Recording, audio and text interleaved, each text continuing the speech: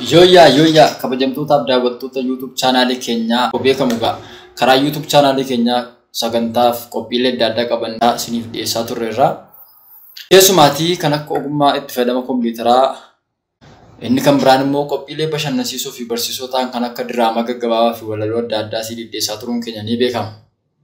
Maarree irras qabxii tokko irratti wajjin ilaaluudhaaf dhiyaannetu jira. Qabxiin nuti har'a wajjin ilaallu waa'ee hiika halluu alaabaa abbaa gadaati. Halluu alaabaa abbaa gadaa hundumti keenya akkuma beeknu gubbaadhaa gara gadiitti halluu gurraacha, diimaa fi adiitu jira.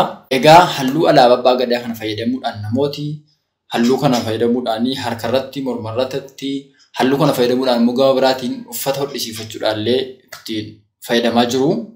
Guyyaa har'aa kana egaa waa'ee hiika halluu alaabaa abbaa gadaa wajjin ilaaluudhaaf qabannee dhufne jechuudha. Egaa akkuma amma jedhee halluun alaabaa abbaa gadaa gubbaadhaa gara gadiitti gurraacha irraa ka'a. Halluun gurraachi waaqatti fakkeeffama. Kana jechuun Oromoon gaafa waaqa isaa kadhatu waaqa gurraacha garaa garbaa tokkicha maqaa dhibbaa leemmoo garaa taliilaa jechuudhaan waaqa isaa kana kadhataa eebbifata waan ta'eedhaaf Oromoon waaqa kanaaf iddoo guddaa qabaa, uumaadhaaf iddoo guddaa qabaa. Kanaaf halluun gurraachi waaqatti fakkeeffama jechuudha. Malee namooti aadaa biyyoota garaagaraa fudhachuudhaan yeroo gaddaa uffata gurraacha uffatanii deemuudhaan gaddatti calaqqisiifachuudhaaf adeemamu sana miti jechuudha. Kanaaf hiika halluun alaabaa abbaa gadaa qabu gurraachi waaqatti fakkeeffama jechuudha. Gama biraatiin halluun gurraachi kun gubbaarratti argamuunsaa Oromoo waaqa tokkichatti amanaa. Waaqni tokkicha Oromoo itti amanu kun immoo olaanaadha, hundumaa olidha, hundaa danda'a, hundumaa ol kan argamu ta'uusaa agarsiisu jechuudha. Inni lammaffaan immoo halluu diimaadha. Halluun diimaan immoo kan inni calaqqisiisu namoonni kun dhiigadha. Halluun diimaan dhiigadha, aarsaa kaffaluudha jedhan sana osoo hin taane akka falaasmaaf duudhaa Oromootti halluun alaabaa abbaa gadaa halluun diimaan kan inni ibsu wanti tokko bilchaachuu isaa yookaan fiixee irra gahuu isaa agarsiisa. Bilchaachuu wanta tokko calaqqisiisa jechuudha. Bilchaachuu wanta tokko calaqqisiisa. Kana hubachuudhaaf waan naannoo keenyatti argamu irraa kaanee hubachuu dandeenya. Fireen yookaan iji biqiloota garaagaraadha gaafa bilchaatan ni diimatu. Buna yoo fudhannee ilaalle gaafa bilchaatu ni diimata. Maangoo yoo fudhannee ilaalle gaafa bilchaatu ni diimata.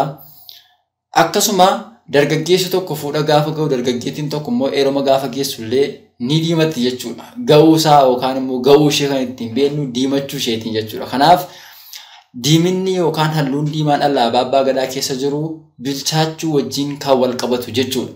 Inni sadaffaan immoo halluu adiidha. Halluun adii immoo kan namooti waan garaagaraatiin hiikan akka kan paartiilee birootti hiikatti kennan sana osoo hin taane halluun alaabaa abbaa gadaa inni adiin hiikan of keessaa qabu wanta tokko fiixee irra ga'uu yookaan xumura irra ga'uu isaa calaqqisiisa.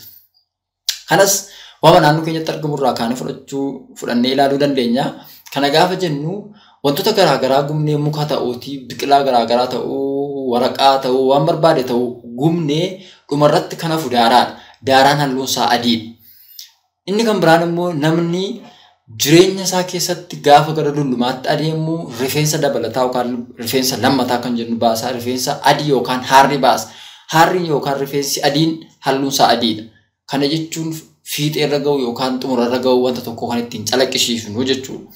Gama biraatiin immoo lafeen wantoota garaagaraa lafee bineensaa ta'uu lafeen wanta du'aa garaagaraa lafa irra yoo ture waraabessi irraa qorqee sareen irraa qorqitee lafarra gaafa turaa deemu gara dhumaatti halluu adii qabaata. Kana jechuun halluun alaabaa abbaa gadaa halluun adii sun wanta tokko fiixee irra ga'u yookaan xumura irra ga'u isaa calaqqisiisuu isaa kan ittiin beeknu jechuudha. Kanaaf sagantaa keenya guyyaadhaa asuma irratti goolabneetu yeroo biraa sagantaa biroo kan dhimma biraa qabannee hamma walitti deebinutti nagaan turaa isiniin jenna. Keessumaatti qophii addaa meeshaalee ulfoowwan Oromoo kanneen jedhaman kan akka bokkuu, caaccuu, kallachaa, halangee fi dhimmoota biroo qabannee hiika isaanii fi maalummaa isaanii itti fayyadama isaanii wal duraa duubaan kan wajjin ilaallu ta'a. Hangasitti nagaan turaa jechaa kanneen YouTube chaanaalii keenyaaf maamilaaf maatii hin taane YouTube chaanaalii keenya kana subscribe gochuudhaan maatii yookaan miseensa YouTube chaanaalii keenyaa ta'uudhaan qophiileen keenya ariifitiidhaan akkasiin qaqqabu godhaa isiniin jenna. Yaada qabdan illee qeeqa qabdan yaada jajjabinaa qabdan nu barreessaa isin jechuu jaallanna. Turtii gaarii galatoomaa.